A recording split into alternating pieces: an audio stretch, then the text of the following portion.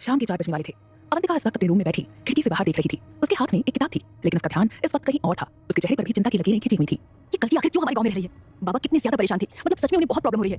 जब से उसके बाबा ने उसे वो सब कहा था, वो परेशान हो गई थी। उसे समझ नहीं आ रहा था कि अभी के लिए वो उनकी मदद कैसे करे, जिससे उनकी चिंता कुछ कम हो जाए। बाबा बोलते हैं कि वो खेत बहुत उपजाऊ है, हो भी सकता है आखिर सहारनपुर साइड की मिट्टी काफी अच्छी जो है। मैं तो कभी गई भी नहीं हूं उस खेत में, लेकिन बाबा ने तो ना जाने कितनी इंटरेस्टिंग चीजें उस खेत के बारे में बताई हैं। वो अपने पिता के उस खेत के बारे में बताई गई बातों के बारे में सोचने लगी। उसके पिता ने उसे एक बार बताया था कि उनके खेत के पास में से एक छोटी नहर गुजरती है। उन्होंने ये भी बताया था कि उनके खेत वाले आम के पेड़ के बहुत मीठे आम लगते हैं, लेकिन उसने ये सब नहीं देखा था क्योंकि उसके जन्म से पहले ही वो खेत बोया नहीं जा रहा था। यही वजह थी आज उसके मन में उस खेत को देखने की ललक जाग रही थी। मुझे वो खेत देखना है, लेकिन कैसे जाऊं मैं उधर? माँ बाबा तो कभी खुद उस खेत में नहीं जाते, तो मुझे तो क्या ही जाने देंगे। तो फिर वो खेत जाने के बारे में सोच रही थी, लेकिन घर और गांव का जो माहौल था उसमें ये उसे पॉसिबल नहीं लग रहा था। हाँ, शशि को साथ ले जाती हूँ। उसकी आंखें चमक गई, लेकिन अगले ही पल वो चमक गायब भी हो गई। शशि भी तो वहां नहीं जाने वाली, कितना डरती है वो। तो क्या अकेले? उसने अकेले जाने के बारे में सोचा, पर बात वही थी कि घर वाले नहीं जाने देंगे। वो एक बार फिर सोच में पड़ गई थी। कल की तो चुड़ैल है, वो दिन में थोड़ी आएगी, और अभी तो 4 ही बजे हैं। अंधेरा होने से पहले तो मैं घर भी आ सकती हूँ। सिर्फ खेती तो देखना है, कौन सा वहाँ बैठना है, लेकिन माँ को क्या बोलूंगी? उसने कुछ पल ही सोचा था कि तभी उसके दिमाग में आइडिया आ गया। हाँ, मैं माँ को शशि के घर जाने को बोलकर भी तो जा सकती हूँ। उसने प्लान बनाया और फिर अपना दुपट्टा उठाकर जल्दी से रूम से बाहर निकल गई। इधर जहाँ अवंतिका अपने खेत जाना चाहती थी, तो वहीं दूसरी तरफ ठाकुर फैमिली और राजवीर को जैसे ही इस बात का पता चला कि राजवीर के माता पिता हवेली में आ गए हैं, तो वो लोग तुरंत ही हवेली आ गए। जब वो हवेली पहुंचे तो देखा कि राजवीर के माता पिता उनका ही इंतजार कर रहे थे। मॉम, डैड, आप दोनों यहाँ? क्या करें, अब तुम तो आने वाली नहीं थी, तो हम ही आ गए। विद्या ने जबरदस्ती मुस्कुराने की कोशिश की, लेकिन सभी को साफ समझ आ रहा था कि वो बहुत ज्यादा गुस्से में है। जी बहुत अच्छा किया आपने यहाँ आकर, हम सब भी आपसे मिलना चाहते थे। नमस्ते बहन, नमस्ते भाई साहब। तभी आरोही की माँ सहल कंवर बात संभालने के इरादे से आगे बढ़ी, जिस पर राजवीर के माता पिता ने हाथ जोड़कर उन्हें नमस्ते किया। हाँ, ये सब आराम से बैठकर बात करते हैं। मैं आप लोगों के लिए चाय नाश्ता मंगवाती हूँ। नहीं बहन जी, उसकी कोई जरूरत नहीं है, अभी हमें बस राजवीर से बात करनी है। कैसी बातें कर रही हैं आप? जरूरत कैसे नहीं है? आप हमारी होने वाली समधन है और इतनी दूर से आप दोनों आए हैं, तो क्या नाश्ता पानी भी नहीं करेंगे? ठकुराइन, आप देख क्या रही हैं? तुरंत अच्छा सा इंतजाम करवाइए। ठाकुर सूरजभान सिंह भी आज जाने कैसे अपनी आवाज में मिश्री खोलकर बात कर रहा था। वहीं राजवीर बहुत टेंशन में था। उसे समझ नहीं आ रहा था कि वो अपनी माँ को क्या जवाब देगा। उसकी माँ उसे तब से घूरे ही जा रही थी, जिससे वो समझ गया था कि उसने उनसे सच पाकर कितनी बड़ी गलती कर दी है। खैर, उसके माता पिता दोनों ही जानते थे कि राजवीर और आरोही शादी करने वाले हैं, इसीलिए आरोही के माता पिता से वो किसी तरह का गलत व्यवहार नहीं करना चाहते थे। यही वजह थी कि उन्होंने भी उनकी बात मान ली। हालांकि विद्या राजवीर से जल्द बात करना चाहती थी कि आखिर उसने उन्हें यहाँ होने का सच क्यों नहीं बताया था, क्योंकि ये कोई इतनी भी बड़ी बात नहीं थी, या फिर सच में कोई बड़ी बात थी जो वो नहीं जानती थी। वो ये सब सोच ही रही थी कि कुछ ही देर में सहल कंवर ने नौकर से कहकर चाय नाश्ता मंगवा लिया था। और बताइए विद्या बहन, सब बढ़िया है ना? जी सब ठीक है, बस थोड़ी सी फिक्र हो रही थी, लेकिन अब राजवीर को देखकर वो भी दूर हो गई। उन्होंने वापस राजवीर की तरफ घूरा, जिस पर उसने सिर झुका लिया। लेकिन आंटी, आपने इन्फॉर्म भी नहीं किया, पहले ही इन्फॉर्म कर देती तो हम किसी को आपको लगाने के लिए भेज देते, आपको ज्यादा दिक्कत नहीं होती आने में। बेटा, तुम चिंता मत करो, हमें आने में कोई दिक्कत नहीं हुई। वो बस विद्या राजवीर से मिलना चाहती थी, इसलिए। राजवीर के पापा ने जैसे तैसे अपना गुस्सा कंट्रोल कर रखा था। कुछ ही देर बाद वो लोग नाश्ता करने लगे। नाश्ता करते ही राजवीर की मां ने तुरंत राजवीर की तरफ रुख किया। मैं राजवीर से अकेले में कुछ बात करना चाहती हूँ, अगर आप सबको कोई परेशानी ना हो तो क्या हम बात कर सकते हैं? विद्या बहन, आप ऐसा क्यों बोल रही हैं? राजवीर आपका ही तो बेटा है, आपको उससे बात करने के लिए हमसे पूछने की जरूरत नहीं है। जी हाँ, ठकुराइन सही कह रही है। राजवीर बेटा, जाओ अपनी माँ से बात कर लो। सूरजभान सिंह ने राजवीर को आंखों में ही कुछ इशारा किया, जिसका मतलब राजवीर जानता था। आइए मॉम। जिसके बाद वो अपने माता पिता को वहां से अपने कमरे में लेकर चला गया। वहीं इधर आरोही और उसकी फैमिली के बाकी सभी लोग टेंशन में आ गए थे। वो सब अच्छे से जानते थे कि अगर विद्या को गलती के बारे में कुछ भी पता चला तो वो कभी उसे यहाँ रुकने की परमिशन नहीं देंगी। वो ही क्या, कोई भी माँ ऐसा नहीं कर सकती थी। यही कारण था कि वो लोग ये सोचकर ही परेशान थे कि आखिर जब वो लोग बात करके वापस आएंगे तो क्या होगा। वाह, ये जगह तो सच में कितनी अच्छी है, इतने पेड़ पौधे हैं यहाँ, लेकिन मेरा खेत किधर है? इधर अवंतिका अपने खेत की तरफ आई थी, लेकिन उसे अपने खेत नहीं मालूम था। वो वहीं खड़ी हो गई और चारों तरफ देखने लगी। वहां से 2-3 खेत छोड़कर जंगल शुरू हो रहा था। वो रहा जंगल। बाबा ने बोला था कि हमारा खेत जंगल की मुहानी पर ही है। एक तरफ वो मीर की तरफ नहर है और दूसरी तरफ के कोने पर आम का पेड़ है। उसने सोचते हुए नजर दौड़ाई। वो रही नहर, मतलब आम का पेड़ दूसरी साइड होगा, लेकिन पहले इस खेत से निकलकर नहर तो पार करूं। वो सामने की तरफ चली, जिस खेत के पास वो थी उसके बाद ही वो नहर आती थी। अपने खेत जाने के लिए उसे नहर पार करने के बाद 2 खेत आगे जाना था। उन 2 खेतों को पार करने के बाद ही उसका खेत आने वाला था। कुछ ही देर में वो नहर के पास पहुंच गई। अरे वाह, यहाँ अब भी पानी है, लेकिन ये तो करीब 6 फीट चौड़ी है। उसने जब वहाँ पानी देखा तो खुश हो गई, लेकिन अब उसे इसके दूसरी तरफ जाना था। वो अभी उधर जाने का सोच ही रही थी कि अचानक ही जंगल में कुछ हलचल सी शुरू हो गई। वहाँ हवा तेज चलने लगी थी। ऐसा लग रहा था जैसे कुछ तो हो रहा था वहाँ, लेकिन अवंतिका का उस तरफ ध्यान नहीं गया। उसने उस छोटी सी नहर को पार करने के लिए करीब 10 कदम पीछे किए। मैं अब इस नहर को कूदकर ही पार कर सकती हूँ। अगले ही पल अवंतिका तेजी से दौड़ी और उसने पूरी ताकत से जंप किया। I made it! उस छोटी नहर के उस पार कूद जाने की खुशी उसके चेहरे पर साफ झलक रही थी। उसने अपने कपड़े झाड़े और उसके बाद नजर उठाकर सामने की तरफ देखा। अब उसे वो आम का पेड़ भी नजर आ गया था। ये देखो, मेरा खेत कितना प्यारा है। अवंतिका की खुशी का ठिकाना न था। वो तेजी से चलते हुए अपने खेत की तरफ जा रही थी। वहीं दूसरी तरफ जैसे जैसे उसके कदम अपने खेत की तरफ बढ़ रहे थे, जंगल में हलचल भी बढ़ने लगी थी, मानो कोई उसके ही इंतजार में वहां हो। अवंतिका ने जंगल में हो रही हलचल को दरकिनार किया और कुछ ही देर में वो अपने खेत में पहुंच गई। यस, फाइनली मैं अपने खेत में हूँ। उसने आंखें बंद की और कुछ पल के लिए अपने खेत में खड़े आम के पेड़ के नीचे बैठ गई। कुछ पलों के बाद जब उसने अपनी आंखें खोली तो सामने का नजारा देखकर उसकी आंखें चमक गईं। ऐसा लगा जैसे कुछ देर पहले थके होने के चलते उसकी नजर वहां के खूबसूरत नजारे पर पड़ी ही नहीं हो।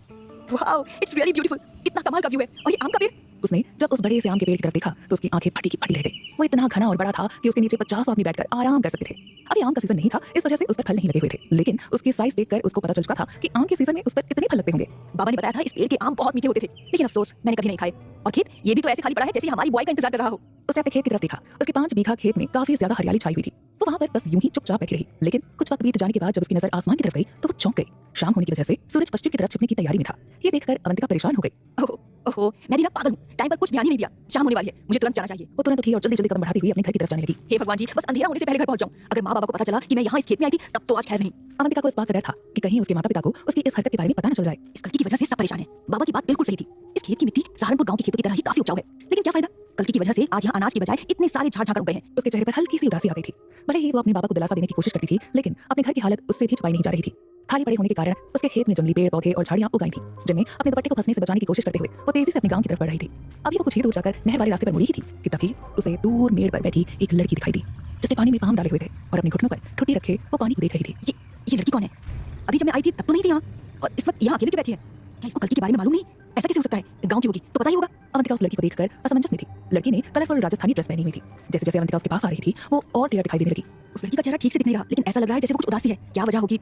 कुछ भी हो, पर ये हमारे गांव की तो नहीं लग रही है, वरना मैं जानती इसे। ओह, शायद इसीलिए इसे कल्कि के बारे में नहीं पता होगा। कोई नहीं, मैं जाकर बता देती हूँ। अवंतिका उस लड़की के बारे में सोचते हुए तेजी से उसकी ओर बढ़ी कि तभी अचानक से हवा का एक तेज झोंका आया। उस लड़की के चक्कर में अवंतिका का ध्यान दुपट्टे पर नहीं गया, जिससे वो हवा में उड़कर मेड़ के पास की एक कटीली झाड़ी में उलझ गया। ओफो, मेरा ध्यान कहाँ रहता है? और ये हवा भी ना, पहले ही मुझे देर हो गई है, ऊपर से ये सब फट ना जाए। अवंतिका ने दुपट्टा निकालने की बहुत कोशिश की, लेकिन वो बुरी तरह से उलझ गया था। जब कुछ देर और कोशिश करने के बाद भी दुपट्टा नहीं निकला, तो उसने उसे जोर से खींचना शुरू किया। जोर से खींचने की वजह से उसका दुपट्टा तो एकदम से फटकर झाड़ी से निकल गया था, लेकिन इससे उसका बैलेंस बिगड़ गया। वो लड़खड़ाकर ठंडे पानी से भरी नहर में गिरने ही वाली थी कि तभी किसी ने उसे झटके से पकड़ लिया। गिरने की डर से अवंतिका की आंखें बंद हो चुकी थी, मगर उसे चूड़ियों की आवाज सुनाई दी। अवंतिका ने देखा तो ये वही लड़की थी जो कुछ देर पहले उससे कुछ दूरी पर बैठी हुई थी। उसने उसका हाथ कसकर पकड़ा हुआ था ताकि वो पानी में ना गिरे।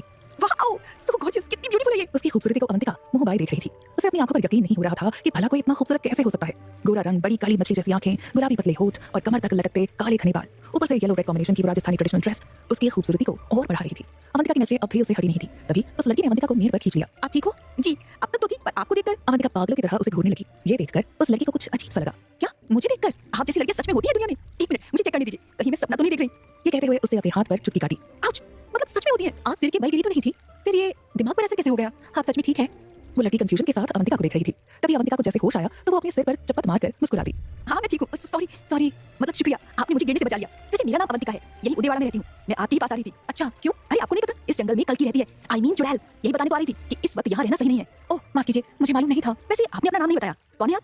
कहाँ रहती है और यहाँ अकेले क्यों बैठी हुई थी? अवंतिका के एक साथ किए गए ढेर सारे सवालों को सुनकर वो लड़की कुछ सोचने लगी। क्या हुआ, बताइए ना। वो मेरा नाम गौरी है। मैं यही पास वाले गांव, मेरा मतलब सहारनपुर में रहती हूँ। ओह, सहारनपुर में, इसीलिए नहीं देखा। वैसे आपके पिताजी कौन है? मैं सहारनपुर की एक दो लड़कियों को जानती हूँ, मेरे कॉलेज की दोस्त है ना वहाँ। ओह अच्छा, बुरा मत मानिएगा, पर आपके पिताजी शायद काफी पुराने विचारों के हैं। जी हाँ, वो दरअसल आजकल लड़कियां ऐसे घाघरा चोली पहनती नहीं है ना, सो पर आप पर ये काफी अच्छा लग रहा है। मैं भी होली दिवाली कभी ट्राई करूंगी। वो ये मैं इसलिए पहनती हूँ क्योंकि अवंतिका को सब्र नहीं था। उसकी आदत थी ढेर सारे सवाल पूछने की, इसलिए वो गौरी के बारे में भी अब सब जान लेना चाहती थी। सहारनपुर में मेरी ससुराल है। ससुराल? किसकी यहाँ? शिवजोत सिंह जी की बिनुनी हूँ मैं। गौरी ने किसी तरह उसे बताया तो अवंतिका शक की नजरों से उसे घूरने लगी। आप सच बोल रही हैं? अगर आप शादीशुदा हैं तो सिंदूर क्यों नहीं लगाया है और मंगलसूत्र? अवंतिका के पूछते ही गौरी के चेहरे पर उदासी छा गई। उसकी काली और बड़ी आंखों में अब आंसू नजर आने लगे, क्योंकि उन्होंने कभी ये हक मुझे दिया ही नहीं। मतलब आपके पति आपसे प्यार नहीं करते क्या? आपको कितनी अच्छी लगती है फिर भी? पता नहीं, वो तो मुझे जैसे भूल ही गए हैं, और उनका प्यार भी अब किसी और के हिस्से आता है। शहर में रहते थे ना, मेरी जैसी गवार फला रास आती, इसलिए बुला ही दिया। गौरी का गला भराया, उसने जल्दी से अपने पल्लू से आंखें पोंछ ली। वहीं अवंतिका को उसकी बात सुनकर बहुत बुरा लग रहा था। बुरा मत मानिएगा, लेकिन मुझे तो लगता है आपके पति का ना दिमाग खराब है और आंखें भी। अरे इतनी अच्छी पत्नी के साथ भी कोई ऐसा करता है भला? मैं तो कहती हूँ एक बार कल्कि आपके पति के सामने आ जाती तो अच्छा रहता। वो क्यों? बहुत डरावनी दिखती है ना वो। अब जो आदमी इतनी सुंदर बीवी को नहीं देखना चाहता, उसके हिस्से तो चुड़ैल आनी चाहिए ना। वैसे आप इसीलिए यहाँ अकेली बैठी थी क्या? अवंतिका की निगाहें अब भी गौरी पर टिकी हुई थी। ऐसा लग रहा था जैसे वो उसके सवाल का जवाब नहीं देना चाहती। वैसे अवंतिका जी, वो चुड़ैल सच में रहती है क्या यहाँ? मेरा मतलब इस जंगल में? हाँ, बिल्कुल रहती हैं, इसीलिए बोल रही हूँ आप शाम को यहाँ बताया कीजिए। आई तो आप भी है, तो क्या आपको कल्कि से डर नहीं लगता? अरे मुझे तो गलती से देर हो गई, मैं घर ही जा रही थी। और डर? कल्कि से हमारे यहाँ सबको डर लगता है। अभी हाल ही में तो हमारे गाँव में कुछ लोगों की मौत हुई है, पर आपके लिए इतनी चिंता की बात नहीं है। वो क्यों? क्योंकि उसने आज तक सहारनपुर के किसी भी इंसान को नहीं मारा है। ओह, पर ऐसा क्यों? अब ये तो पता नहीं, पर क्या भरोसा वो क्या करे। वो कह ही रही थी कि तभी उसकी नजर डूब चुके सूरज पर पड़ी तो वो अचानक से दंग रह गई। ओह गॉड, वो सूरज डूब गया है, इसलिए अंधेरा होने से पहले आप प्लीज घर चली जाइए, और मैं भी जाती हूँ, वरना दिक्कत हो सकती है। जी ठीक है। गौरी ने सिर हिलाया और जाने लगी कि तभी अवंतिका ने पीछे से उसे रोका। सुनिए, गौरी तुरंत उसकी तरफ पलटी। ध्यान से जाइएगा, और एक बात, जो आपसे प्यार नहीं करता उसके लिए उदास होने की जरूरत नहीं है। खुश रहा कीजिए, यकीन मानिए आप और भी सुंदर लगेंगी। उसकी बात पर गौरी हल्की से मुस्कुरा दी, जिसके बाद दोनों अपने अपने घर के रास्ते पर तेजी से चली गईं। इधर हवेली में सभी टेंशन में थे कि तभी राजवीर और उसके माता-पिता नीचे आते हुए दिखाई दिए। उन लोगों को देखते ही सब खड़े हो गए। आरोही ने देखा कि राजवीर का चेहरा उतरा हुआ था। ये देखकर वो और भी परेशान हो गई। आरोही? हाँ बोलो वीर, क्या हुआ? हुआ कुछ नहीं है, राजवीर बस ये कहना चाहता है कि हम लोग वापस अपने घर जा रहे हैं, और राजवीर भी। राजवीर के कुछ कहने से पहले ही उसकी मां ने उन सबको आगे का प्लान बता दिया। वहीं उनकी बात सुनकर सबके चेहरे का रंग उड़ चुका था। राजवीर के जाने का मतलब था कल्कि को मारने के आखिरी रास्ते का खत्म हो जाना, जो वो सब नहीं चाहते थे। आंटी, ये आप क्या कह रही है? वीर, तुम सच में? आरोही ने राजवीर की तरफ देखा तो उसे बेबसी से उसे देखते हुए हाँ में गर्दन हिला दी। ये देखकर वो सब टेंशन में आ चुके थे। क्या हुआ? आप लोग ऐसे रिएक्ट क्यों कर रहे हैं? वो दरअसल मुझे कुछ ठीक नहीं लग रहा था, और राजवीर भी तो काफी दिन तक रुक चुका है यहाँ, तो इसलिए हम लोग जाना चाहते हैं। वो तुम्हें दिल्ली में फिर से ज्वाइन कर लेगा। राजवीर की मां की बात सुनकर सबके चेहरे पर चुप्पी सी छा गई थी। आखिर वो लोग कहते भी तो क्या, ना तो वो कल्कि की सच्चाई उन्हें बता सकते थे और ना ही राजवीर को जाने दे सकते थे। ऐसे में अब उनके सामने यही चैलेंज था कि आखिर वो राजवीर को कैसे रोकेंगे। ठाकुर खानदान के लोग राजवीर को उदयवाड़ा में रोकना चाहते थे, लेकिन उनके सामने सवाल ये था कि वो उसे कैसे रोके। विद्या जी, राजवीर को यहाँ आए अभी बहुत टाइम नहीं हुआ है। आपका लड़का बहुत अच्छा है। विजय के जाने के बाद हमें तो ऐसा एहसास होने लगा जैसे हमारा अपना ही बेटा है। आप राजवीर को लेकर जाएंगे तो सहल जी, हम लोग जानते हैं कि अभी आपके परिवार में हादसा हुआ है। आपने एक्सीडेंट में अपने बेटे विजय को खो दिया, लेकिन राजवीर भी मेरा इकलौता बेटा है। मुझे उसकी चिंता होती है। पिछले कुछ दिनों से कुछ अजीब से सपने भी आ रहे थे मुझे। थोड़े दिन साथ रहेगा तो मन को शांति मिलेगी। विजय के जाने के बाद आपकी भावनाएं मैं अच्छे से समझ सकती हूँ, लेकिन यूँ आपने अचानक से बोला तो न जाने ऐसा लगा जैसे कोई मुझसे मेरा अपना बेटा ही छीन कर लेकर जा रहा है। सहल का गला रुक गया था। ये देख आरोही को भी बुरा लग रहा था, लेकिन वो कैसे भी करके राजवीर की मां को कन्विंस करना चाहती थी। उसने प्यार से विद्या के हाथ को अपने हाथों में लिया। हाँ जी, प्लीज अभी राजवीर को हमारे साथ रहने दीजिए। क्यों ना कि भाई नहीं रहे, ऐसे में राजवीर ही हम सबको संभाल रहा था। वो चला जाएगा तो हम कैसे मैनेज करेंगे।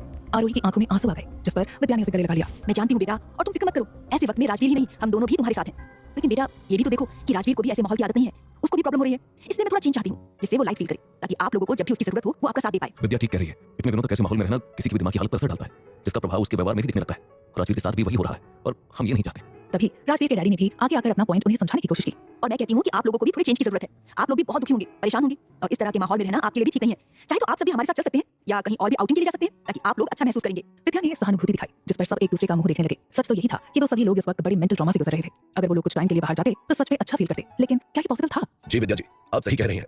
मुझे भी लगता है कि हम सबको थोड़े बदलाव की जरूरत है, लेकिन क्या भाई साहब, ये तो अच्छी बात है ना। देखिए, अनहोनी को कौन टाल सकता है? जो हो गया सो हो गया, लेकिन अब आप सबको आगे के बारे में तो सोचना ही होगा ना। जी सही कह रही हैं आप, लेकिन मेरी आपसे एक गुजारिश है। ठाकुर सूरजभान सिंह ने कहा तो राजवीर और उसके मॉम डैड उसका मुंह देखने लगे। देखिए अभी तो शाम भी हो गई है, ऐसे में आप लोगों का जाना सही नहीं होगा। आप आज के लिए रुक जाइए, राजवीर को लेकर कल चले जाइएगा, और हो सकता है कल तक अगर हमारा भी कोई प्लान बन जाए तो हम लोग भी आप सबके साथ बाहर घूमने का प्लान बना सकते हैं। क्या कहती हो सहल? हाँ विद्या जी, और कल क्यों, आप लोग चाहें तो एक दो दिन और भी रुक सकते थे। हमारा गाँव और बाकी सब देख लीजिए। इसी बहाने हमें भी आपकी खातिरदारी का मौका मिल जाएगा। आरोही के मम्मी पापा उन्हें रोकने की भरपूर कोशिश कर रहे थे। उनकी बात पर विद्या कुछ कहने ही वाली थी कि तभी राजवीर ने उनका हाथ पकड़ लिया। Mom, I think uncle aunty सही कह रहे हैं। शाम हो गई है, ऐसे में रुक जाते हैं ना। और वैसे भी ये भी तो हमारा परिवार ही है। आरोही हमारे घर की मेंबर बनने वाली है, इस तरह से उसकी फैमिली की रिक्वेस्ट ना मानना सही नहीं होगा ना। आंटी, हम सब दिल से चाहते हैं कि आप लोग यहाँ रुके, प्लीज मना मत कीजिए। उन सबके साथ जब आरोही और राजवीर ने भी उन्हें रुकने के लिए कहा तो राजवीर की मॉम उसके डैड की तरफ देखने लगी। ज्ञानेंद्र जी ने सिर हिलाकर रुकने का इशारा किया तो वो भी मान गई। ठीक है, अगर आप लोग इतना कह रहे हैं तो वो मुस्कुराई तो सब खुश हो गए। राजवीर तुरंत उनके गले लग गया। Thank you mom, thank you so much. And आप मेरे लिए जो टेंशन ले रही थी अब वो भी नहीं होगी, क्योंकि मैं तो अब आपके पास और आपके साथ ही हूँ। बस सब समझ आ रहा है मुझे कि ये नौटंकी क्यों हो रही है। सच तो ये है कि तू खुद आरोही के साथ ज्यादा टाइम स्पेंड करना चाहता है। विद्या की निगाहें आरोही पर थीं, जिस पर आरोही ने शर्म के मारे सिर नीचे कर लिया। इधर जहाँ एक तरफ एक रात के लिए ही सही राजवीर को हवेली में रोक दिया गया था, वहीं दूसरी तरफ अवंतिका जब तक घर पहुंची तब तक अंधेरा छाने लगा था। वो जैसे ही दरवाजे से अंदर घुसी तो अपनी मां वसुधा से टकरा गई। माँ, आप कहाँ जा रही हो? ओह आदि तू। अवंतिका को देखकर वो वापस मुड़ गई तो अवंतिका भी उनके पीछे पीछे आ गई। इस दौरान अवंतिका मन ही मन यही सोच रही थी कि उसकी मां उससे ज्यादा सवाल जवाब ना करे। कितनी देर कर दी तूने, इसीलिए तो मैं तुझे बुलाने के लिए शशि के घर जा रही थी। पता है ना, शाम के वक्त तो गांव में निकलना भी खतरनाक हो गया है अब। ओह माँ, आप कितनी टेंशन लेते हो, ऐसा कुछ नहीं होने वाला। अभी तो पूरा अंधेरा भी नहीं हुआ है। हाँ, पर ध्यान तो रखना चाहिए। वैसे इतनी देर कैसे हुई तुझे? कैसे क्या आपको पता नहीं है? शशि कितनी बातूनी है, एक बार शुरू हो जाए तो चुप ही नहीं होती। अवंतिका की बात पर वसुधा जी उसे घूर कर देखने लगी। अच्छा, शशि बातूनी है और नहीं तो? अवंतिका ने कंधे उचकाए तो उसकी मां ने उसे सिर पर चपत लगा दी। ये बोल कि तेरी बातें नहीं खत्म हो रही थी। वो बेचारी तो तुझे सुनकर ही पक जाती होगी। इतनी अच्छी और समझदार लड़की है, बिल्कुल तुझसे उलट। कुछ भी मत बोला कर उसके बारे में। हाँ, अपने बच्चे कौन से माँ बाप को अच्छे लगते हैं। जैसा आप शशि के बारे में बोल रही हो ना, ऐसे ही देव की चाची मेरे बारे में बोलती है। क्या बातें हो रही है मेरे और मेरी मम्मी के बारे में? अवंतिका कह ही रही थी कि तभी उन्हें शशि की आवाज सुनाई दी। उसने दरवाजे की तरफ देखा तो शशि अंदर आ रही थी। उसे देखते ही अवंतिका की आंखें बड़ी हो गई। ओह गॉड, मर गई, ये कहां से टपक गई? अगर इसने पूछ लिया कि मैं कहां थी तो ओह नो। अवंतिका हमारी घबराहट के अपने नाखून चबाने लगी। बताओ ना आंटी, मेरे बारे में क्या बातें हो रही हैं? अरे कुछ नहीं बेटा, तू तो जानती ही है इसे, खुद का मुंह बंद नहीं रहता और बोल रही थी कि तू इसे पकाती है। ये बोलते हुए अवंतिका की मां वसुधा ने सब्जियों को काटने के लिए टोकरी से निकाला। क्या कहा इसने आंटी? मैं इसे पकाती हूँ? ओए, मैंने आज कब पकाया तुझे? मैं तो तुझसे आज। शशि आगे कुछ कहती उससे पहले ही अवंतिका ने उसका मुंह पकड़ लिया। चुप कर जा, मेरी मां मरवाएगी क्या? मैंने मां को तेरे घर जाने का छोड़ बोला था और कहीं दूसरी जगह गई थी। प्लीज बचा ले मेरी बहन। अवंतिका की बात पर शशि की आंखें बड़ी हो गई। उसने इशारे से पूछा कि कहां। वहीं अवंतिका को उसका मुंह दबाते देखकर वसुधा जी जोर से चिल्लाई। अरे छोड़ी, क्या कर रही है? मुंह छोड़ उसका। बिल्कुल नहीं, ये मेरे बारे में बकवास करेगी, मैं नहीं छोड़ी। तू छोड़ रही है या मैं झाड़ू उठाऊं? लो छोड़ दिया। बात बात पर धमकी देने लगती हो आप तो।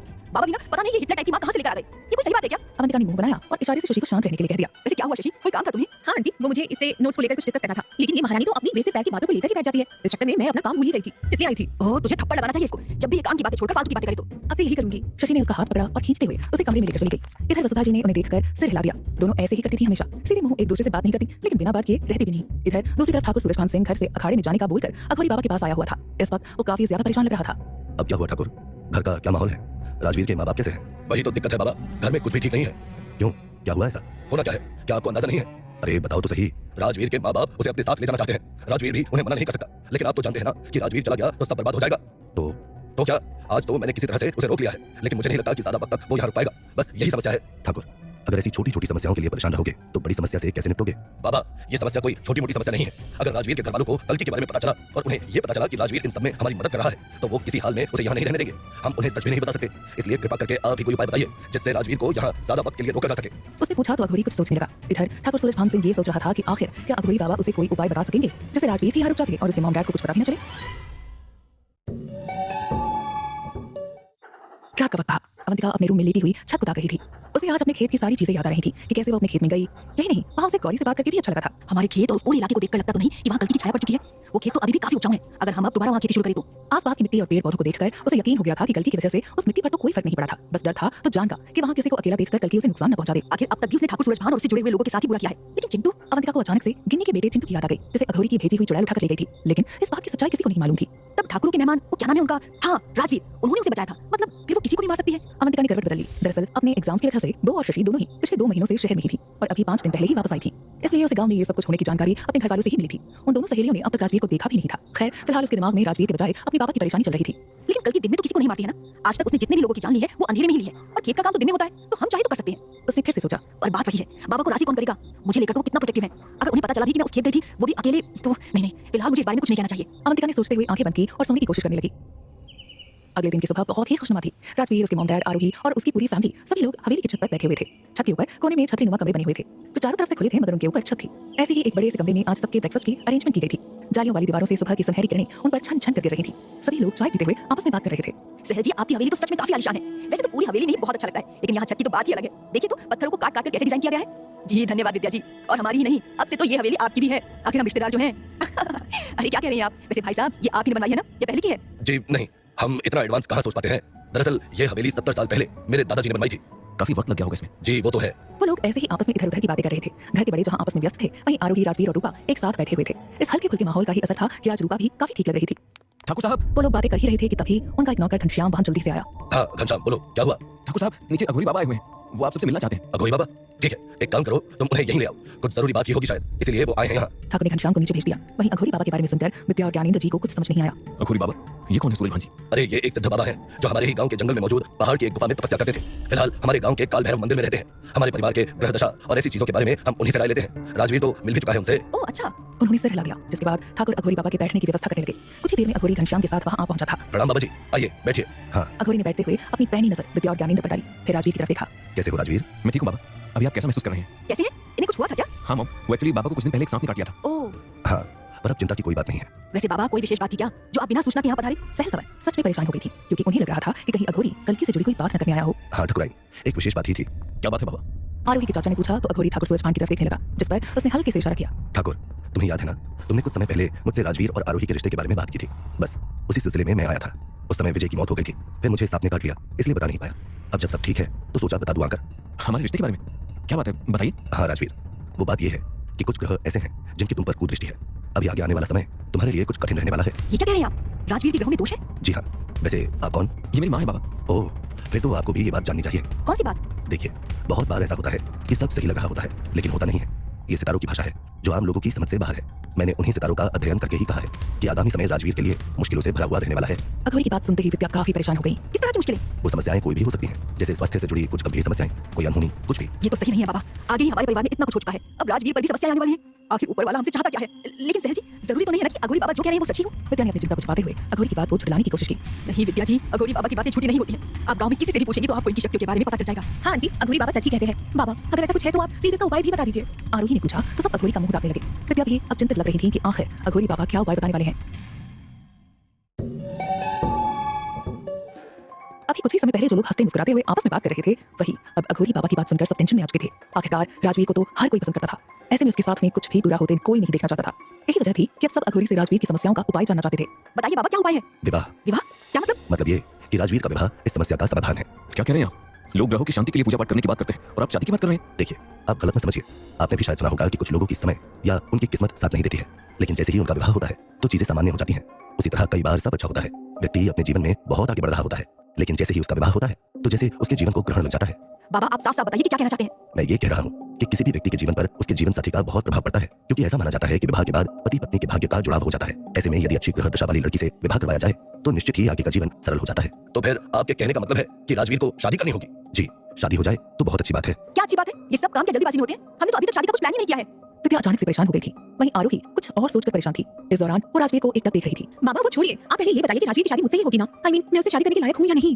आरोही, क्या बात कर रही हो तुम? ऑब्वियसली मेरी शादी तुमसे ही होगी ना, किसी और से क्यों शादी करूंगा मैं? आरोही की बात पर राजवीर ने तुरंत उसे टोका। उसे ये सब सुनकर बहुत अजीब लग रहा था। राजवीर, तुमने शायद ध्यान से सुना नहीं। अघोरी बाबा ने कहा है कि ये शादी तुम्हारी परेशानियों को खत्म करने के लिए है। तो फिर शादी तो उसी लड़की से होगी ना जिससे ग्रह सही हो, वरना इस शादी का क्या मतलब? इसलिए मैं पूछ रही हूँ कि क्या मेरे ग्रह इस बात की इजाजत देते हैं? क्या मुझसे शादी करके तुम ठीक रहोगे? ये बोलते हुए आरोही की आंखों में आंसू आ गए थे। मैं ठीक रहूंगा, लेकिन शादी मैं तुमसे ही करूंगा, समझी तुम? राजवीर को हल्का गुस्सा आ गया था। उसे ऐसा लग रहा था जैसे किसी ने उसे सीने में चोट मारी हो। वो आरोही को बहुत ज्यादा चाहता था और किसी भी हाल में उससे अलग नहीं हो सकता था। शायद यही वजह थी कि वो जैसे जो सपने वाली लड़की हमेशा उसके ख्यालों में आती रहती थी, आज एक पल के लिए भी वो उसे याद तक नहीं आई थी। इस बात उसे आरोही के अलावा कुछ नहीं दिख रहा था कि तभी अघोरी की आवाज उन्हें सुनाई दी। तुम दोनों का प्रेम देखकर मुझे अच्छा लगा। आरोही बेटा, तुम चिंता मत करो, मैंने तुम्हारे विषय में भी अध्ययन किया है और भोलेनाथ की कृपा से तुम्हारे ग्रह नक्षत्र बिल्कुल सही है। इसलिए तुमसे विवाह करके राजवीर को कोई परेशानी नहीं होगी, उल्टा उसकी परेशानी दूर हो जाएगी। हाँ, अगर कुछ गलत होता तो जरूर राजवीर के सामने किसी और से विवाह करने का विकल्प आता। अघोरी ने कहा तो आरोही और राजवीर के साथ बाकी सब भी खुश हो गए। ये तो बहुत अच्छा हुआ बाबा, नहीं तो बेचारे बच्चे कैसे सबसे बाहर आते। मैं तो बहुत खुश हूँ। खुश तो हम लोग भी हैं, आखिर हमें भी आरोही बहुत पसंद है। लेकिन इतनी जल्दी शादी? विद्या के चेहरे पर चिंता दिखाई दे रही थी। अरे आप परेशान क्यों हो रही हैं? शादी तो इन दोनों की हमें वैसे भी करनी है, तो क्यों ना अभी कर दें? लेकिन फिर भी हमें और भी चीजें देखनी है। ऐसे में राजवीर के मॉम डैड इतनी जल्दी शादी नहीं करना चाहते थे। राजवीर उनका एक ही बेटा था, इसलिए उसकी शादी को लेकर उनके भी बहुत से सपने थे। यही वजह थी उन्हें ये सही नहीं लग रहा था। देखिए, अगर आप लोग अभी शादी नहीं कर सकते तो कोई बात नहीं। मेरे कहने का अर्थ ये था कि विवाह के संबंध में अभी आप चाहें तो आगे ना बढ़े। मतलब अभी आज से 10 दिन बाद का मुहूर्त बहुत अच्छा है। उस दिन अगर आप सबको ठीक लगे तो इनकी सगाई करा दीजिए, फिर 4-5 महीनों में शादी करा दीजिए, लेकिन 1 साल के भीतर ही कीजिएगा। इससे अधिक विलंब विवाह में सही नहीं होगा। ये लो, अब तो सारी परेशानी ही खत्म हो गई। क्यों विद्या जी, आप तो यही चाहती थी ना कि आराम से इनकी शादी हो, तो अभी सगाई कर लेते हैं, जिससे सब ठीक भी रहे और आपकी इच्छा भी पूरी हो जाए। हाँ मॉम, मुझे भी लगता है कि अघोरी बाबा की बात मान लेनी चाहिए। हमें हमारे रिश्ते में आगे बढ़ने की सच में जरूरत है। आप प्लीज मान जाइए। ठीक है, अगर तुम्हारे लिए ये सही है तो मुझे क्या परेशानी होगी? मैं भी तो तुम दोनों की खुशी ही चाहती हूँ। विद्या ने मुस्कुराते हुए हामी भरी तो राजवीर उनके गले लग गया। वहीं ये सब सुनकर आरोही की खुशी का तो ठिकाना ही नहीं था। बाकी सब भी अब काफी खुश थे। ये तो सच में बहुत अच्छा हुआ। मैं भी तुम लोगों के लिए बहुत खुश हूँ। बधाई हो आरोही। रूपा ने आरोही को गले लगा लिया। थैंक यू भाभी। वैसे ताई जी, शायद हमारी फैमिली में पहली बार होगा ना जब किसी की लव मैरिज हो रही है। हाँ रूपा, सही कह रही हो तुम। चलो कुछ तो अच्छा होगा। भले ही विजय चला गया हो, लेकिन उसको याद करके रोने की बजाय हम उसे अपनी खुशियों में याद रखेंगे। सही कहा भाभी, इस तरह के माहौल से बाहर आने के लिए ये बहुत अच्छा उपाय है। शायद इसके बाद हमारे घर की किस्मत भी बदल जाए। आरोही की चाची भी अधीरा को याद करके थोड़ा उदास हो गई थी, लेकिन फिलहाल वो सब इस सबसे आगे बढ़ना चाहते थे। वहीं अघोरी और सूरज भान अपनी योजना को सफल होते देख खुश हो रहे थे, क्योंकि ये सब उन दोनों की ही प्लानिंग थी ताकि वो राजवीर को रोक सके। मतलब साफ था अब राजवीर उनके यहाँ रुकने वाला था। इधर जहाँ उदयवाड़ा में राजवीर को लेकर साजिशें रची जा रही थी, वहीं दूसरी तरफ सहारनपुर गांव के मुखिया जमींदार करतार सिंह अपने घर की बैठक में बैठे हुए थे। बैठक में ही एक दीवार पर शिवा की फोटो लगी हुई थी, जिस पर चंदन की माला पड़ी हुई थी। तभी 5-6 लोग उनके घर में आए। नमस्ते करतार चाचा, और ठीक हो आप? एक लगभग 45 साल की उम्र के आदमी ने उनके पैरों को छुआ, बाकियों ने भी उनके पांव छूकर प्रणाम किया। खुश रहो, आओ बैठो सब लोग। उनके कहने पर सब वहीं बैठ गए। उन सबकी नजर शिवा की तस्वीर पर थी, जिसे देखकर वो सभी काफी दुखी लग रहे थे। चाचा, जब भी आपके घर आता हूँ तो शिवा की बड़ी याद आती है। उसके साथ ही तो बड़े हुए थे हम, मगर एक लगभग 55 से 60 साल के आदमी ने दुखी होते हुए कहा। उसकी बात से करतार सिंह जी भी दुखी हो गए। याद तो हमें भी आती है, लेकिन क्या करें, बस उसके इंतजार में बैठे हैं कि शायद वो आ जाए, वरना इन बूढ़ी हड्डियों में अब कहाँ जान बची है। सही कहते हो चाचा, ये सब उस सूरज भान की वजह से हुआ है। उसी ने आपको आपके शिवा से दूर किया है। हाँ पापा, लेकिन इस बार सूरज भान से बदला लेने का अच्छा मौका है। रघुराम के बगल में बैठे हुए उसके 30 साल के बेटे ने कहा तो सब उसका चेहरा देखने लगे। क्या कह रहे हो अनूप? सही कह रहा हूँ, शिवा चाचा के साथ उसने जो किया है उसका बदला हम ले सकते हैं, वो भी इसी बसंत पंचमी पर। हाँ चाचा, आज हम यही आपसे जानने आए थे कि बसंत पंचमी का क्या सोचा है आपने। इस बार उदयवाड़ा के 3 बड़े पहलवान मर चुके हैं, अभी वहाँ कोई भी ऐसा नहीं दिखाई देता जो हमारे पहलवानों को टक्कर दे सके। हाँ चाचा, इस बार तो हम पक्का जीतेंगे। आखिर 30 साल जो पूरे होने वाले हैं, इस बार सब बदल जाएगा। आप बस एक अच्छी योजना बनाइए। इतने उतावले मत हो, कहीं ये उतावलापन बसंत पंचमी वाले दिन हम पर ही भारी ना पड़ जाए। वो लोग बात ही कर रहे थे कि तभी बैठक के दरवाजे से एक तेज आवाज आई। उन सबने उधर देखा तो सफेद धोती कुर्ता पहन और माथे पर तिलक लगाए एक पंडित दिख रहे थे, जो काफी गंभीर दिखाई दे रहे थे। उनकी बात सुनकर सभी टेंशन में आ गए थे कि भला उन्होंने ऐसा क्यों कहा। पंडित जी की बात सुन वहां मौजूद जितने भी लोग थे सब चौंक गए। ये आप क्या कह रहे हैं पंडित जी? भला बसंत पंचमी हम पर क्यों भारी पड़ेगी? हमने किसी के साथ क्या गलत किया है? अनूप के चेहरे पर गुस्सा साफ झलक रहा था। तुम सही कह रहे हो अनूप, हमने कुछ गलत नहीं किया, लेकिन पंडित जी की बात सुन वहां मौजूद जितने भी लोग थे सब चौंक गए। ये आप क्या कह रहे हैं पंडित जी? भला बसंत पंचमी हम पर क्यों भारी पड़ेगी? हमने किसी के साथ क्या गलत किया है? अनूप के चेहरे पर गुस्सा साफ झलक रहा था। तुम सही कह रहे हो अनूप, हमने कुछ गलत नहीं किया, लेकिन ये सब इतना भी आसान नहीं होगा। 30 साल जरूर पूरे हो रहे हैं, लेकिन सूरज भान सिंह भी कम नहीं है। वो जरूर कुछ ना कुछ सोच लेगा। इस बार तो वो चाहे कुछ भी सोच ले पंडित जी, लेकिन हम उसे माफ देकर ही रहेंगे। बात सूरज भान सिंह की ही नहीं है, इस बार के हालात भी बहुत अलग होने वाले हैं संतराम। इस बार होली बसंत पंचमी के दिन खेली जाएगी, और ये होली कोई सामान्य होली नहीं बल्कि खून की होली होगी। खून की होली? पंडित जी, आप ये सब क्या बोल रहे हैं? आप ऐसा कह के पीपल बाबा की भविष्यवाणी झुठला रहे हैं। आपको क्या लगता है कि शिवा नहीं आएगा? जी पंडित जी, पीपल बाबा भले ही आज जिंदा ना हो, लेकिन उनकी बात झूठी नहीं हो सकती। उन्होंने कहा था कि 30 साल बाद हमारा शिवा लौटेगा, वो आएगा और सब बदल कर रख देगा। वो उस ठाकुर के घमंड को उसके ही अखाड़े में ऐसे गाड़ देगा जैसे उसने आज से 30 साल पहले किया था। रघुराम की आवाज में रौब और गुस्से दोनों की ही झलक थी। सहारनपुर में सब लोग ये बात जानते थे कि पीपल बाबा ने ये भविष्यवाणी की थी कि शिवा का पुनर्जन्म होगा और वो 30 साल बाद फिर से यहाँ वापस लौटेगा। यही वजह थी कि सहारनपुर का बच्चा शिवा की राह देख रहा था, खासकर उसके पिता करतार सिंह जी, जिन्होंने उसकी मौत के बाद से खून के आंसू बहाए थे। मैं आज सबकी भावनाएं समझता हूँ, और पीपल बाबा की बात भी मैं नहीं झुठला रहा हूँ। मैं तो बस ये कह रहा हूँ कि एक बार फिर 30 साल बाद कुछ ऐसा होगा जो सहारनपुर और उदयवाड़ा में भूचाल ला देगा। जिस तरह प्रलय के बाद सब तहस नहस हो जाता है, ठीक वैसा ही इस बार होगा। बस इसीलिए हमें बहुत सावधान रहना है। वो तो हमें रहना ही होगा। इसीलिए अब आप ही बताइए कि हमें क्या करना चाहिए। देखिए मुखिया जी, अभी तो हमें ये भी नहीं पता कि शिवा है कहाँ। तो जब तक वो नहीं आ जाता हमें वैसे ही रहना होगा जैसे हम रहते आए हैं और बसंत पंचमी की तैयारी करनी होगी। आप सही कह रहे हैं, हम ध्यान रखेंगे इस बात का। करतार सिंह जी ने पंडित जी को आश्वासन दिया, जिसके बाद सभी लोग आपस में आगे की रणनीति बनाने लगे। हालांकि मन ही मन करतार सिंह जी बहुत बेचैनी महसूस कर रहे थे। उनसे बसंत पंचमी का इंतजार नहीं हो रहा था, क्योंकि शायद वही वो दिन था जब उन बूढ़ी आंखों को दोबारा अपना बेटा दिखने वाला था। इसीलिए वो बहुत ज्यादा बेसब्र थे।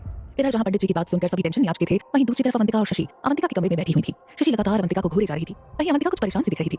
देख, कल तो मैंने तुझे जाने दिया था, पर आज नहीं। अभी वसुधा चाची भी यहाँ नहीं है, तो तू मुझे चुपचाप बता दे कि क्या बात है। कोई बात नहीं है यार, तू बेकार में पीछे पड़ी है। अच्छा, तो मैं बेकार में पीछे पड़ी हुई हूँ? तूने चाची से झूठ बोला था और कहीं गायब थी, मुझे बताई कि कहाँ थी? तू अब सच में परेशान कर रही है मुझे। परेशान तू कर रही है, हमारे बीच कभी कोई सीक्रेट नहीं रहा है, लेकिन आज तू मुझसे कुछ छिपा रही है। हाँ, ये सही नहीं है, तूने मुझे इतना पराया कर दिया है। नौटंकी मत कर। अवंतिका ने उसे घूर कर कहा तो कुछ देर शशि कुछ नहीं बोली। वहीं अवंतिका ने उसे इग्नोर करते हुए बुक उठा ली। तूने कोई बॉयफ्रेंड बनाया है क्या? सच बता। उसने फिर से पूछा तो अवंतिका की आंखें बड़ी हो गई। दिमाग खराब है तेरा, क्या बकवास कर रही है? अगर मेरा कोई बॉयफ्रेंड होता तो तुझसे छिप जाता क्या? और मुझे तुझसे छिपाना ही क्यों था? तो फिर क्या बात है जो तुझे छिपाने की जरूरत पड़ी? अवंतिका कुछ पल चुपचाप बैठी रही, लेकिन एक बात वो समझ गई थी कि शशि ऐसे नहीं मानने वाली थी। यही वजह थी उसने गहरी सांस लेकर शशि की तरफ देखा। ठीक है, बताती हूँ, लेकिन पहले प्रॉमिस कर कि तू किसी को नहीं बताएगी, खासकर माँ बाबा को। ओके, नहीं बताऊंगी। अब बता। वो एक्चुअली तू तो जानती है ना, बाबा आजकल ज्यादा परेशान रहते हैं। उन्होंने जब हमारे जंगल वाले खेत की बात की तो पता नहीं क्यों मेरा बहुत ज्यादा मन कर रहा था उसे देखने का। अवंतिका की बात पर शशि की आंखें बड़ी हो गई। तू पागल हो गई है? कल्कि की वजह से वहाँ कोई नहीं जाता है, मतलब तू वहाँ। पहले मेरी पूरी बात तो सुन ले। मैं नहीं गई थी, मैंने वहाँ जाने का सोचा था और गाँव के बाहर तक गई थी, लेकिन आगे जाने की मेरी हिम्मत नहीं हुई। बस इसीलिए वहीं से वापस आ गई। पक्का सच बोल रही है ना तू? झूठ बोलना होता तो ये भी क्यों बताती यार? तू भी ना। अवंतिका ने बड़ी सफाई से शशि से आधा सच छुपा लिया था। हालांकि इसकी वजह यही थी कि उसे अच्छे से पता था कि शशि को उसकी फिक्र है और ये सुनकर वो टेंशन में आ जाएगी। वहीं शशि ने उसकी बात सुनकर राहत की सांस ली। हाँ, थैंक गॉड, इस बार तो तूने मुझसे प्रॉमिस ले लिया है, लेकिन अगली बार अगर तू वहाँ गई तो मैं आंटी को बता दूंगी। तुझे पता है ना यार, पिछले दिनों कितना कुछ हुआ है हमारे गाँव में।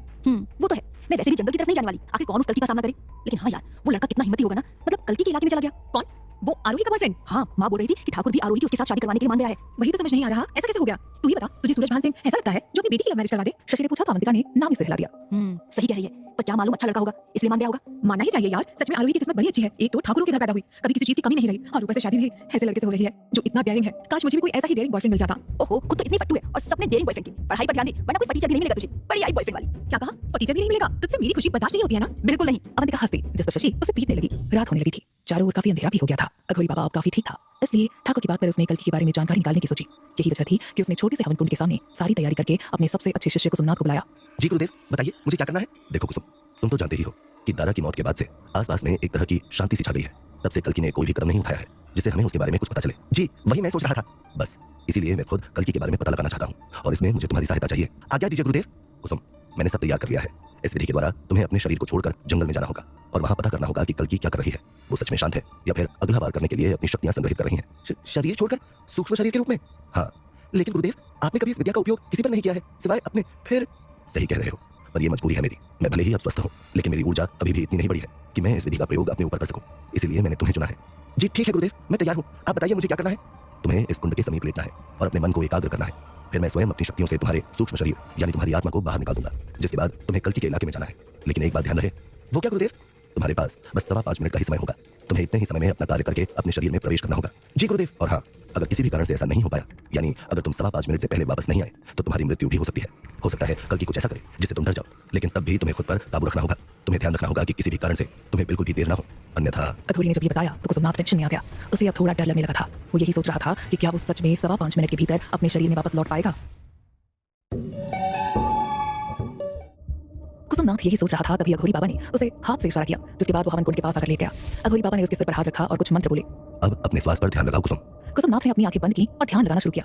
उसे इस दौरान अघोरी बाबा की सांसों की आवाज साफ सुनाई दे रही थी। तभी उसे महसूस हुआ जैसे उसका शरीर काम करना आहिस्ते आहिस्ते बंद कर रहा है। कुछ ही देर बाद हवन कुंड की ठीक बगल में अघोरी बाबा को कुसुमनाथ आत्मा के रूप में खड़ा नजर आया। उसने एक पल के लिए अपने शरीर की तरफ देखा तो उसे अपना शरीर इस तरह लगा जैसे वो कोई डेड बॉडी हो। कुसुम, अब तुम जल्दी से जंगल में जाओ, तुम्हारे पास वक्त बहुत कम होगा। जी गुरुदेव। ये कहते हुए वो तुरंत वहां से बाहर निकल गया। इधर दूसरी तरफ अघोरी बाबा ने कुसुमनाथ के शरीर के चारों तरफ गंगा जल को छिड़का और कुछ मंत्र बोले, जिससे चारों तरफ आग की एक सुरक्षा दीवार बन गई। बालमुकुंद, अब तुम बाहर नजर रखो। अगर तुम्हें कुछ गलत लगे तो मुझे तुरंत आकर बताना। जी गुरुदेव। अघोरी बाबा के कहने पर बालमुकुंद बाहर चला गया। इस दौरान उसके दिमाग में यही सवाल था कि क्या कुसुमनाथ तय वक्त से पहले अपने शरीर में वापस आ सकेगा। वक्त सर पर दौड़ रहा था। कुसुमनाथ जंगल में प्रवेश कर चुका था। वहां पहुंचते ही वो सधे हुए कदमों से आगे बढ़ने लगा। मुझे तय वक्त से पहले वापस आना होगा। कुसुमनाथ आगे बढ़ने ही वाला था कि तभी उसे अपने पीछे अजीब सी आवाज सुनाई दी। उस डरावनी सी आवाज से कुसुमनाथ थोड़ा सहम गया। उसने झट से मुड़कर देखा, लेकिन उसे कहीं कुछ नहीं दिखाई दिया। यह तो कुछ भी दिखाई नहीं दे रहा है। लगता है कि ये मेरा बहन था। हो सकता है कि हवा से सूखे पत्ते उड़ रहे हो, शायद ये उसी की आवाज होगी। कुसुमनाथ खुद को मजबूत बनाकर आगे कदम बढ़ाने लगा। जैसे जैसे वो आगे बढ़ता जा रहा था, वैसे वैसे उसके दिल की धड़कनें तेज होती जा रही थी। वो जानता था कि इस जंगल में उसके लिए कल्कि के बारे में पता लगाना बेहद मुश्किल होगा। वो कभी भी उसके सामने आ सकती थी और उनकी सारी योजनाओं पर पानी फेर सकती थी। इस दौरान कल्कि के ख्याल मात्र से ही वो अंदर तक हिल गया। भले ही वो फिलहाल जंगल में आत्मा के रूप में था, लेकिन उसके सोचने समझने और किसी चीज को महसूस करने की क्षमता ठीक वैसी ही थी जैसे वो स्वयं शरीर सहित वहां आया हो। वो कल्कि के बारे में सोचते हुए आगे बढ़ रहा था कि एक बार फिर उसे अजीब सी आवाज सुनाई दी। वो आवाज सुन उसका कलेजा मुंह को आ गया। ये किस तरह की आवाज है? ऐसा लग रहा है जैसे कोई मेरा पीछा कर रहा है। ये सिर्फ वहम है या फिर हकीकत? मुझे इन सब की तरफ ध्यान दिए बगैर कल्कि के ठिकाने की तरफ बढ़ना है। कुसुमनाथ ने खुद को समझाया और एक बार फिर वो आगे बढ़ने लगा। वो जानता था कि उसे कैसे भी करके 5.25 मिनट के अंदर कल्कि का पता लगाकर वापस अपने शरीर में प्रवेश करना होगा। उसने तेज तेज कदम बढ़ाया और कुछ ही देर में वो जंगल के उस हिस्से में पहुंच चुका था जहां से कल्कि का इलाका शुरू होता था। अघोरी बाबा के अनुसार कल्कि जंगल में एक तय दायरे तक अक्सर रोज आया जाया करती थी। यहाँ तो बिल्कुल शांति है। मुझे लगा था जैसे जैसे मैं आगे बढ़ूंगा वैसे वैसे मेरे लिए और मुश्किलें आएंगी, लेकिन यहाँ तो ऐसा लग रहा है जैसे कोई चुड़ैल रहती ही नहीं। इतनी शांति कैसे हो सकती है? वहां एकदम सन्नाटा छाया हुआ था, मगर फिर भी कुसुमनाथ सहमा हुआ था। उसने कुछ कदम आगे बढ़ाए ही थे कि जमीन पर उसे उल्टे पैरों के पद चिन्ह नजर आए। ये क्या? यहाँ तो कल्कि के ही पैरों के निशान है, मगर ये तो काफी पुराने लग रहे हैं। इसका मतलब वो पिछले कुछ दिनों से बाहर निकली ही नहीं है। लेकिन ऐसा कैसे हो सकता है? ये तो उसका स्वभाव नहीं है। कुसुमनाथ सोचता हुआ फिर आगे कदम बढ़ाने लगा। उसे वहां कल्कि का हाल ही का कोई पद चिन्ह नजर नहीं आ रहा था, जिस वजह से उसे काफी अजीब लग रहा था। वो अपना अगला कदम बढ़ाता कि तभी उसे अपने ठीक पीछे अजीब सी हलचल महसूस हुई। अपने ठीक पीछे हुई हल्की आवाज से कुसुमनाथ कांप गया, लेकिन उसने जैसे जैसे हिम्मत करके अपनी गर्दन पीछे की, सामने का नजारा देखकर उसके पैरों तले जमीन ही निकल गई थी। उसके ठीक सामने एक साया नजर आ रहा था, जिसकी दो चमकती आंखें देखकर तो वो सक पका सा गया था। वो कुछ सोचता इतने में ही उसने देखा वो साया पेड़ के पीछे से उसकी तरफ बढ़ा। हे भगवान, ये तो मेरी तरफ बढ़ रहा है। कौन हो सकता है? कल्कि? कुसुमनाथ उस साय को अपने सामने देखकर जड़ हो गया था। वो कुछ सोचता इतने में ही वो साया तेजी से उसकी तरफ बढ़ा। वो चीखा, मगर अगले ही पल उसे ऐसा महसूस हुआ जैसे वो साया उसके ठीक ऊपर से उछलकर किसी और चीज पर कूदा है। अचानक उसे किसी तेंदुए की गुर्राने की आवाज सुनाई दी। ओ तेरी, ये तो तेंदुआ था जो किसी जंगली सूअर के ऊपर कूदा था। मैं तो आत्मा के रूप में था, तो उसे कैसे दिखाई देता? कुसुमनाथ ने राहत की सांस ली। मैं भी ना फालतू में डर रहा हूँ। मुझे गुरुदेव का काम जल्द से जल्द करना है, वरना आगे कभी वो मुझ पर इतना भरोसा नहीं दिखाएंगे। कुसुमनाथ ने बिना ज्यादा ध्यान दिए अपने कदम जल्दी जल्दी आगे बढ़ाए। वो और आगे चले जाना चाहता था क्योंकि उसे वहां कल्कि के होने का कोई सबूत नजर नहीं आया था। इधर जहां कुसुमनाथ जोखिम लेकर कल्कि के इलाके की तरफ आगे बढ़ रहा था, वहां दूसरी तरफ अघोरी बाबा अपने शिष्यों के साथ थे। उनके चेहरे पर चिंता की लकीरें साफ नजर आ रही थी। उन्होंने एक पल के लिए कुसुमनाथ के शरीर की तरफ देखा जो उस हवन कुंड के पास पड़ा था। गुरुदेव, कुसुमनाथ को अब तक तो आ जाना चाहिए था, वो आया क्यों नहीं? वक्त बहुत बीत चुका है, 1 मिनट से भी कम समय बाकी है। लगता है कि उसे याद दिलाना पड़ेगा। शायद उसे समय सीमा का अंदाजा नहीं रहा होगा। इतना कहते हुए अघोरी बाबा तुरंत ध्यान में चले गए। उधर जंगल में कुसुमनाथ आगे बढ़ रहा था, तभी उसे अपने गुरु अघोरी बाबा की आवाज सुनाई दी। कुसुमनाथ, जल्दी वापस आओ, वक्त हो चला है। अघोरी बाबा की आवाज सुनकर कुसुमनाथ वापस मुड़ा, लेकिन वो जैसे ही वापस मुड़ा उसे अपने पीछे से पायल की आवाज सुनाई दी। अचानक से पायल की आवाज सुन कुसुमनाथ जड़ बन गया था। कल्कि?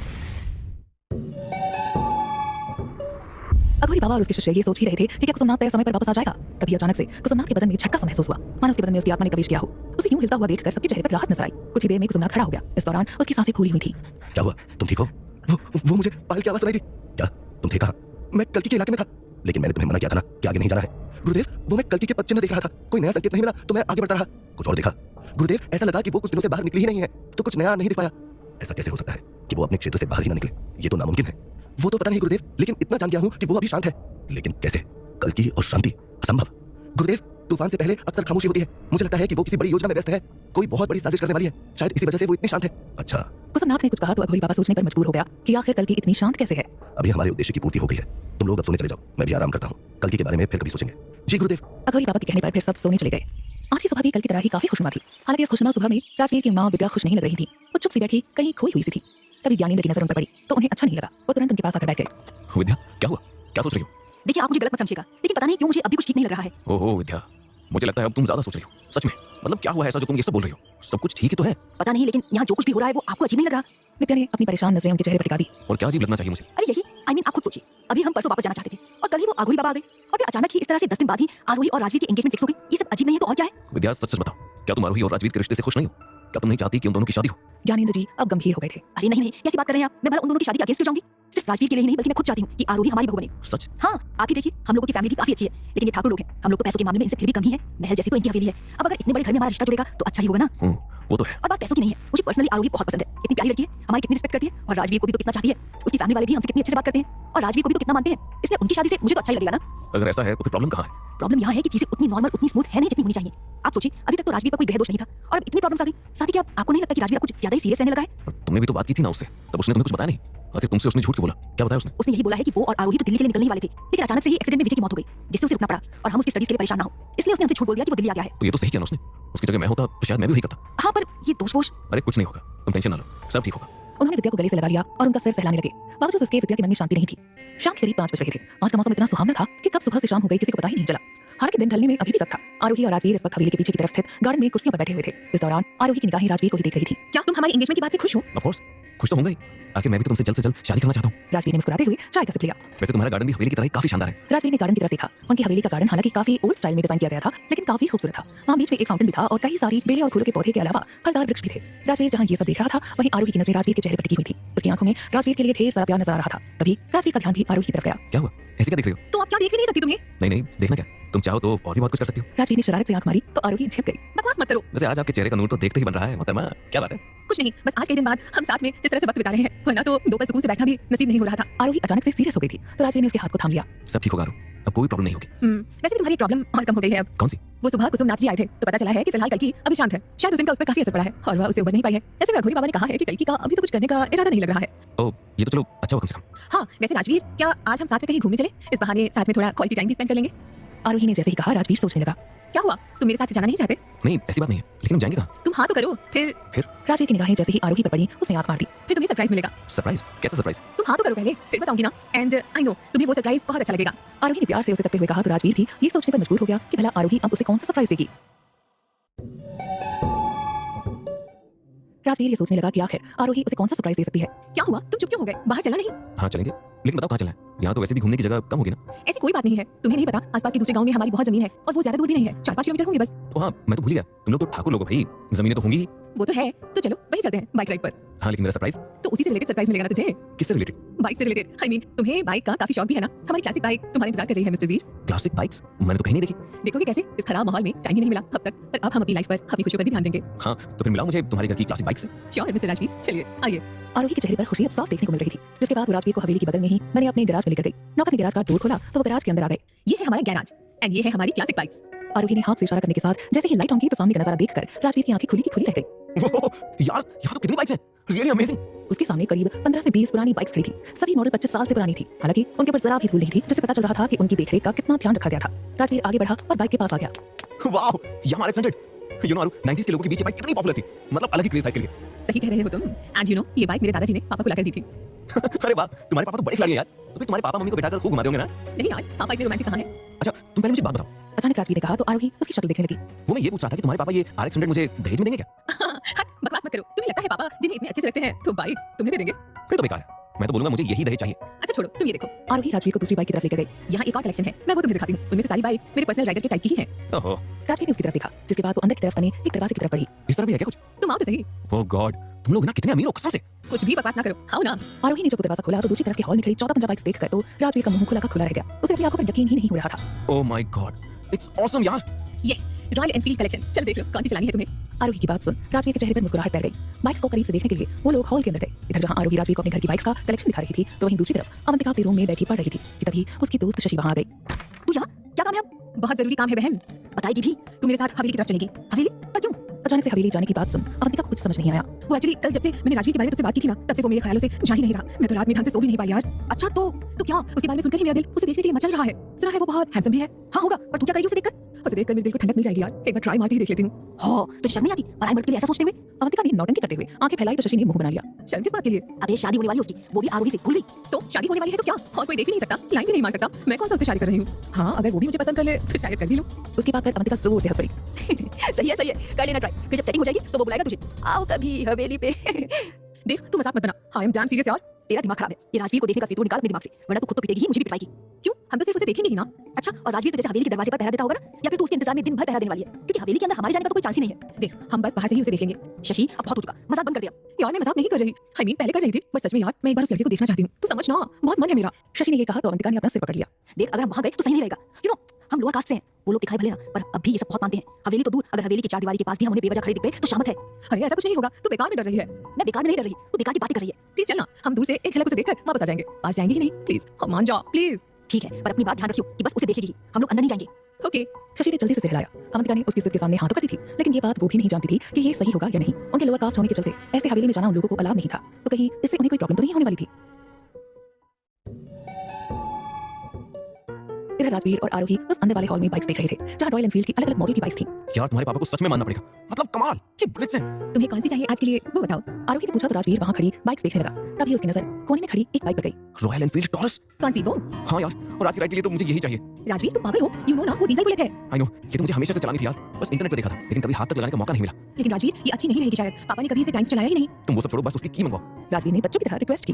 तुम ना आज हमारी ये रोमांटिक राइड बर्बाद करके ही मानोगे। आरोही अपना पैर पटकते हुए बाहर निकली और उसने नौकर को बोलकर उसने बाइक की चाबी मंगवाई। वहीं जब ठाकुर सूरजभान सिंह को ये पता चला कि राजवीर डीजल बुलेट लेकर आरोही को बाइक राइड पर लेकर जाने वाला है, तो वो भी नीचे आ गया। इस दौरान उसके साथ में बाकी फैमिली भी आ गई। राजवीर तुम्हें सच में क्लासिक बाइक पसंद है? हाँ अंकल। ये तो बहुत अच्छी बात है, मुझे भी बहुत पसंद है। लेकिन बेटा तुम ये बाइक मत ले जाओ, तुम स्टार्ट नहीं कर पाओगे इसे, दिक्कत होगी रास्ते में। आप टेंशन मत लीजिए, मैं कर लूंगा। आप इसकी की दीजिए, आज मुझे यही चलानी है। लेकिन बेटा ये बाइक किक मारते वक्त अगर पैर को वक्त पर ना हटाओ तो पैर तक तोड़ देती है। कोई और लेके चले जाओ, यहाँ न्यू रॉयल एनफील्ड हिमालयन भी खड़ी है। वो किसी और दिन लेके चला जाऊंगा, आप इसकी की दीजिए ना। उसकी जिद देखकर ठाकुर सूरजभान सिंह ने उसे चाबी दे दी, जिसके बाद वो बिना स्टार्ट किए हुए ही बाइक को बाहर ले आया। आखिरकार जब वो बाइक पर बैठा, अचानक से उसे एक झटका सा महसूस हुआ। उसका दिमाग एक बार फिर पहले के जैसे अजीब से विजुअल दिखाने लगा। इस दौरान उसके कान में अजीब सी आवाजें भी सुनाई देने लगी थी। शिवा यार, आज तुम ये मोटरसाइकिल मुझे दे दोगे? रघु तुम जानते हो ना, ये मेरी सबसे पसंदीदा मोटरसाइकिल है। अरे जानता हूँ, तभी तो 1 साल पहले जब खरीदी थी तब से इसी पर घूमते हो, लेकिन आज के लिए मुझे चाहिए। मैं ये किसी को नहीं देता रघु। अगर तुम्हें मोटरसाइकिल चाहिए तो दूसरी ले लो ना, कितनी सारी तो है। लेकिन आज तो मुझे यही चलानी है। रघुराम ने कहा तो शिवा ने घूर कर उसे देखा। ये तुम्हें नहीं मिलेगी मेरे भाई, इसको मैं किसी को नहीं चलाने देता। राजवीर को जैसे ही ये सब कुछ सुनाई दिया तो उसने जोर से अपना सिर झटका। फिर उस बाइक को उसने जोर से हिलाया और किक मारने लगा। राजवीर छोड़ो ना, ये नहीं स्टार्ट होगी, क्यों रिस्क ले रहे हो? आरोही ने उसे समझाने की कोशिश की, लेकिन राजवीर को कोई फर्क नहीं पड़ा। उसे उनकी बातें तक सुनाई नहीं दे रही थी, बल्कि उसके कानों और आंखों के सामने तो कुछ और ही चल रहा था। अभी भी वो शिवा को महसूस कर पा रहा था। अगले ही पल उसने जोर से किक मारी और बाइक स्टार्ट हो गई। व्हाट? पापा, ये तो अगले ही पल जैसे ही बाइक स्टार्ट हुई, सब दंग रह गए। किसी को यकीन भी नहीं हो रहा था कि राजवीर ने उसे कैसे स्टार्ट कर ली। इधर राजवीर ने मुस्कुराते हुए आरोही की तरफ देखा और स्टाइल से अपने बाल सही किए। क्यों मिस आरोही, अब क्या कहना है? ज्यादा हीरोगिरी मत छाड़ो तुम। ओके मैम, आपका पर्सनल राइडर तैयार है, चलिए बैठिए। उसने ये कहा तो सब हंस दिए। आरोही उसके पीछे जाकर बैठ गई। तभी सूरजभान ने फिर उसे हिदायत देते हुए कहा, बेटा ध्यान से जाना। आप टेंशन ना लो, मैं सब हैंडल कर लूंगा। ये कहते हुए राजवीर ने बाइक आगे बढ़ा दी। कुछ ही देर में वो दोनों हवेली से बाहर चले गए। वहीं राजवीर की मॉम ये सब देखकर फिर से सोच में पड़ गई थी। ये राजवीर को आखिर हुआ क्या है? ये इतना बदला सा क्यों लगता है? और उसने ये बाइक भी स्टार्ट कर ली, जबकि क्लासिक बाइक तो उसने कभी चलाई भी नहीं। वो इस सोच में थी, लेकिन इसका जवाब उन्हें नहीं पता था। इधर राजवीर हवेली से निकल अब गांव के बाहर आ गया था। अब बताओ आरोही, हमें किधर जाना है? राजवीर, यही पास में ईस्ट की साइड एक गांव पड़ता है, क्या नाम है उसका? हाँ, वीरमपुर। हम ना उस गांव से होकर चलते हैं। पर उधर से क्यों? एक्चुअली वहाँ ना घेवर बहुत अच्छा बनाते हैं और शहरों में भी एक्सपोर्ट करते हैं। घेवर? अरे ये राजस्थान की एक मिठाई है, काफी फेमस है यहाँ, मुझे तो बहुत पसंद है। आज तुम भी ट्राई कर लेना। ठीक है, तो फिर चलते हैं। चलते चलते वो लोग काफी दूर आ गए थे। आगे चलकर मेन रोड से 2 रोड्स उन्हें जाती दिखाई दे रही थी। किधर चलो? किधर? राजवीर, एक्चुअली मुझे याद नहीं आ रहा कि कौन सा रोड पकड़कर हम वीरमपुर जाते थे, क्योंकि मैं बचपन में ही पापा के साथ 1 या 2 बार आई हूँ। रुको 1 मिनट, मैं पापा से कॉल करके पूछ लेती हूँ ना। आरोही अभी अपना फोन निकाल ही रही थी कि तभी राजवीर ने उन 2 रोड्स में से एक जो थोड़ी ज्यादा ऊबड़ खाबड़ सी थी उस पर बाइक मोड़ दी। अरे राजवीर रुको, इधर कहाँ जा रहे हो? वहीं वीरमपुर। पागल, मुझे रास्ता याद नहीं है, मैं पापा से कंफर्म कर लेती हूँ ना, वरना रास्ता भटक जाएंगे। रुको 1 मिनट। अरे पापा को छोड़ो, चलो मेरे साथ। आज तुम्हें क्या हो गया है? तुम मेरी सुन क्यों नहीं रहे? बाइक रोको। आरोही ने कहा, लेकिन राजवीर ने बाइक की स्पीड बढ़ा दी। वो रास्ता काफी ज्यादा खराब था और आरोही को झटके लग रहे थे। यही वजह थी कि उसने राजवीर को कस के पकड़ा हुआ था। इस दरमियान वो ठाकुर सूरजभान सिंह को भी कॉल नहीं कर पाई थी। राजवीर संभल के, रोको ना प्लीज। आउच, तुम स्पीड क्यों बढ़ा रहे हो? आरोही उसे रोकने की कोशिश कर रही थी, लेकिन राजवीर नहीं रुका। कुछ आगे जाने पर उन्हें आसपास के खेतों में काम करते हुए लोग दिखाई दिए। राजवीर मान जाओ। अगले ही पल राजवीर ने एकदम से बाइक रोक दी। जाओ लोगों से पूछ के आओ कि यही रास्ता है या नहीं। मैं जाऊँ? तो क्या मैं जाऊंगा?